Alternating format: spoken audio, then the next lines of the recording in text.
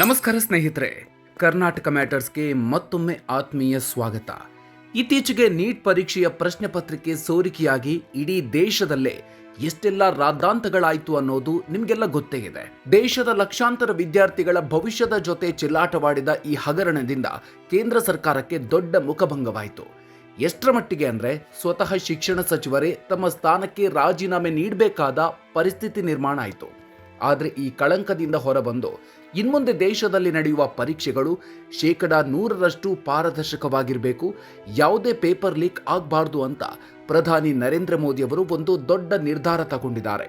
ಇದಕ್ಕಾಗಿ ಒಂದು high power task force ರಚನೆ ಮಾಡಿದ್ದಾರೆ. ವಿಶೇಷ ಅಂದ್ರೆ ಒಂದು ಕಾಲದಲ್ಲಿ ಇದೇ ನರೇಂದ್ರ ಮೋದಿ ಅವರು ಯಾರನ್ನ ತೀವ್ರವಾಗಿ ಟೀಕಿಸ್ತಿದ್ರು, ಇಂದು ಅದೇ ವ್ಯಕ್ತಿಯ ಕೈಗೆ ದೇಶದ ಪರೀಕ್ಷಾ ವ್ಯವಸ್ಥೆಯನ್ನ ಸರಿಪಡಿಸುವ ಹೊಣೆ ವಹಿಸಿದ್ದಾರೆ. ಅವರು ಮತ್ಯಾರೂ ಅಲ್ಲ, ಇನ್ಫೋಸಿಸ್ನ ಹಾಲಿ ಅಧ್ಯಕ್ಷ ನಂದನ್ ನಿಲೇಕಣಿ. ಈ ಟಾಸ್ಕ್ ಫೋರ್ಸ್ನಲ್ಲಿರುವ ಘಟಾನುಘಟಿಗಳು ಯಾರು? ಅಂದು ರಾಹುಲ್ ಗಾಂಧಿ ಅವರು ಈ ವ್ಯಕ್ತಿಗೆ ಕೊಟ್ಟಿದ್ದ ಆಫರ್ ಏನು? ಇವರ ಆಸ್ತಿ ಎಷ್ಟು? ಬನ್ನಿ ಇವತ್ತಿನ ವಿಡಿಯೋದಲ್ಲಿ ಈ ಇಂಟ್ರೆಸ್ಟಿಂಗ್ ಸ್ಟೋರಿಯ ಕಂಪ್ಲೀಟ್ ಡೀಟೇಲ್ಸ್ ನೋಡೋಣ. ವಿಡಿಯೋ ಶುರು ಮಾಡುವುದಕ್ಕೂ ಮೊದಲು ನೀವಿನ್ನೂ ನಮ್ಮ ಚಾನಲ್ಗೆ ಸಬ್ಸ್ಕ್ರೈಬ್ ಆಗಿಲ್ಲ ಅಂದ್ರೆ ಈಗಲೇ ಸಬ್ಸ್ಕ್ರೈಬ್ ಆಗಿ, ಹಾಗೆ ಪಕ್ಕದಲ್ಲೇ ಇರೋ ಬೆಲ್ ಐಕಾನ್ ಪ್ರೆಸ್ ಮಾಡಿ. ಯಾರಿದು ನಂದನ್ ನಿಲೇಕಣಿ?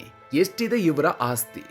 ಸ್ನೇಹಿತರೆ, ಕೇಂದ್ರ ಸರ್ಕಾರ ರಚನೆ ಮಾಡಿರುವ ಈ ಉನ್ನತ ಮಟ್ಟದ ಸಮಿತಿಯ ನೇತೃತ್ವ ವಹಿಸ್ತಾ ಇರೋದು ಬೇರೆ ಯಾರೂ ಅಲ್ಲ, ಇನ್ಫೋಸಿಸ್ ಸಹ ಸಂಸ್ಥಾಪಕ ಹಾಗೂ ಕನ್ನಡಿಗ ನಂದನ್ ನಿಲೇಕಣಿ.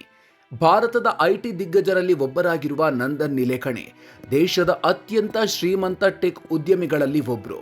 ಫೋರ್ಬ್ಸ್ ವರದಿ ಪ್ರಕಾರ ಇವರ ಒಟ್ಟು ಆಸ್ತಿ ಬರೋಬ್ಬರಿ $2.4 ಬಿಲಿಯನ್, ಅಂದ್ರೆ ನಮ್ಮ ರೂಪಾಯಿ ಲೆಕ್ಕದಲ್ಲಿ ಸುಮಾರು 23,000 ಕೋಟಿ ರೂಪಾಯಿಗಳು. ಶ್ರೀಮಂತ ಅಷ್ಟೇ ಅಲ್ಲ, ದಾನಕ್ಕೂ ಇವರು ಹೆಸರುವಾಸಿ. ತಮ್ಮ ಪತ್ನಿ ರೋಹಿಣಿ ನಿಲೇಕಣಿ ಹೆಸರಲ್ಲಿ ಸ್ಥಾಪಿಸಿರುವ NGO ಮೂಲಕ ಇವರು ಈವರೆಗೆ ಸಾವಿರಾರು ಕೋಟಿ ರೂಪಾಯಿ ದಾನ ನೀಡಿದ್ದಾರೆ.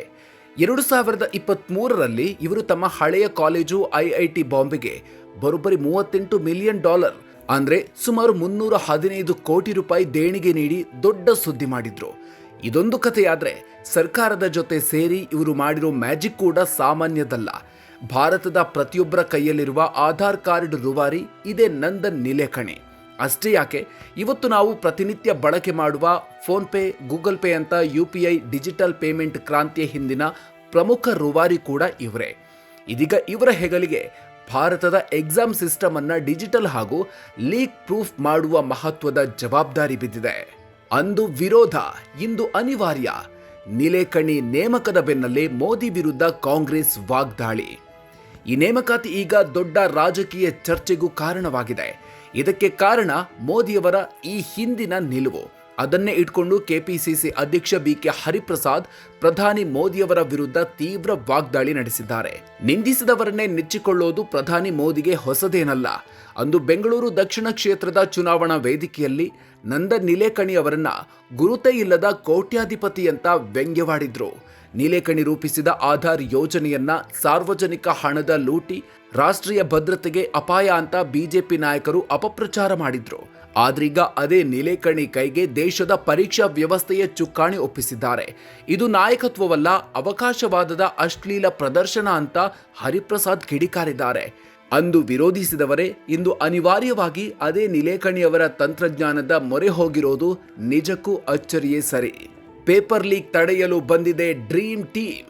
ಸಮಿತಿಯಲ್ಲಿ ಇರೋರು ಯಾರ್ಯಾರು? ಸ್ನೇಹಿತರೆ, ಈ ಟಾಸ್ಕ್ ಫೋರ್ಸ್ ಕೇವಲ ನಂದನ್ ನಿಲೇಕಣಿ ಒಬ್ಬರದೇ ಅಲ್ಲ. ಪೇಪರ್ ಲೀಕ್ ಮಾಫಿಯಾವನ್ನ ಬುಡ ಸಮೇತ ಕಿತ್ತು ಹಾಕಲು ಬೇರೆ ಬೇರೆ ಕ್ಷೇತ್ರಗಳ ಸೂಪರ್ ಹೀರೋಗಳನ್ನೇ ಈ ಕಮಿಟಿಗೆ ಕರೆತರಲಾಗಿದೆ. ಆ ಘಟಾನುಘಟಿಗಳು ಯಾರ್ಯಾರು ಗೊತ್ತಾ? ಮೊದಲನೇ ಸದಸ್ಯರು ಇಸ್ರೋ ಮಾಜಿ ಅಧ್ಯಕ್ಷ S ಸೋಮನಾಥ್. ಚಂದ್ರಯಾನ 3ರ ಯಶಸ್ಸಿನ ರೂವಾರಿಯವರು. ಬಾಹ್ಯಾಕಾಶದಲ್ಲಿ ಹೇಗೆ ಝೀರೋ ಎರರ್ ತಂತ್ರಜ್ಞಾನ ಬಳಸ್ತಾರೋ ಅದೇ ರೀತಿ ಪರೀಕ್ಷೆಯಲ್ಲೂ ತಪ್ಪುಗಳಾಗದಂತೆ ನೋಡಿಕೊಳ್ಳುವ ಜವಾಬ್ದಾರಿ ಈಗ ಇವರ ಹೆಗಲೇರಿದೆ. ಎರಡನೆಯವರು IB ಮಾಜಿ ನಿರ್ದೇಶಕ ತಫನ್ ದೇಕಾ. ಇವರು ದೇಶದ ಟಾಪ್ ಗೂಢಚಾರಿ ಸಂಸ್ಥೆಯ ಮುಖ್ಯಸ್ಥರಾಗಿದ್ದವರು. ಪೇಪರ್ ಲೀಕ್ ಗ್ಯಾಂಗ್ಗಳನ್ನ, ಎಕ್ಸಾಮ್ ಮಾಫಿಯಾವನ್ನ ಪತ್ತೆ ಹಚ್ಚಿ ಅವರು ಲೀಕ್ ಮಾಡುವ ಮುನ್ನವೇ ಹೆಡೆಮುರಿ ಕಟ್ಟುವ ಇಂಟೆಲಿಜೆನ್ಸ್ ನೆಟ್ವರ್ಕ್ ರೂಪಿಸುವ ಜವಾಬ್ದಾರಿ ಇವರ ಮೇಲಿದೆ. ಸಮಿತಿಯಲ್ಲಿ ಮೂರನೇ ವ್ಯಕ್ತಿ IIT ಮದ್ರಾಸ್ ನಿರ್ದೇಶಕ V ಕಾಮಕೋಟಿ.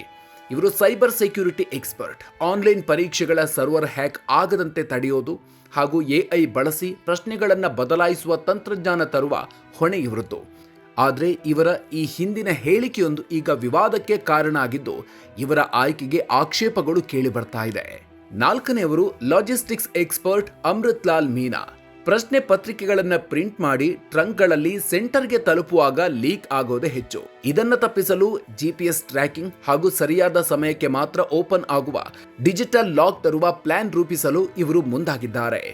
ಈ ಸಮಿತಿಯಲ್ಲಿರುವ ಇನ್ನೋರ್ವ ವ್ಯಕ್ತಿ ಮಾಜಿ ಶಿಕ್ಷಣ ಕಾರ್ಯದರ್ಶಿ ಅನಿತಾ ಕರವಾಲ್.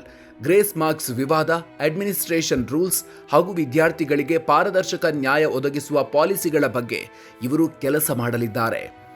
ಒಟ್ಟಿನಲ್ಲಿ ಘಟಾನುಘಟಿಗಳಿರೋ ಟಾಸ್ಕ್ ಫೋರ್ಸ್ ಅನ್ನ ಪ್ರಧಾನಿ ನರೇಂದ್ರ ಮೋದಿ ತಯಾರು ಮಾಡಿದ್ದಾರೆ. ಹಿಂದೊಮ್ಮೆ ನಿಲೇಕಣಿಗೆ ಬಂದಿತ್ತು ಸಚಿವ ಸ್ಥಾನದ ಬಿಗ್ ಆಫರ್.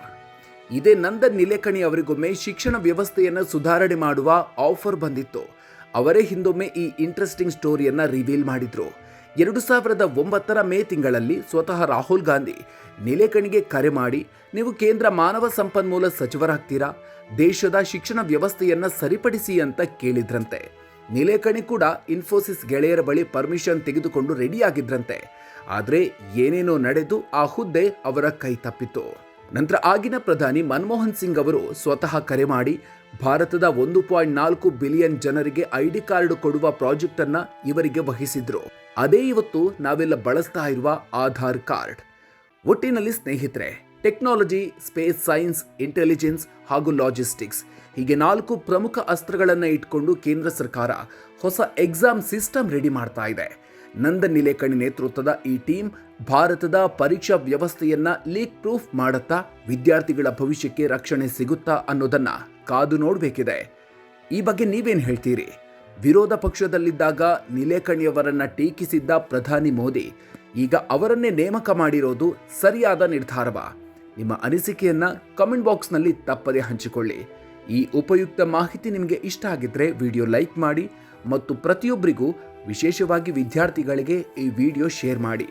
ಇದೇ ರೀತಿಯ ಮತ್ತಷ್ಟು ಇಂಟ್ರೆಸ್ಟಿಂಗ್ ನ್ಯೂಸ್ ಹಾಗೂ ಪೊಲಿಟಿಕಲ್ ಅಪ್ಡೇಟ್ಸ್ಗಳಿಗಾಗಿ ಮರೆಯದೆ ನಮ್ಮ ಕರ್ನಾಟಕ ಮ್ಯಾಟರ್ಸ್ ಯೂಟ್ಯೂಬ್ ಚಾನಲ್ಗೆ ಸಬ್ಸ್ಕ್ರೈಬ್ ಆಗಿ.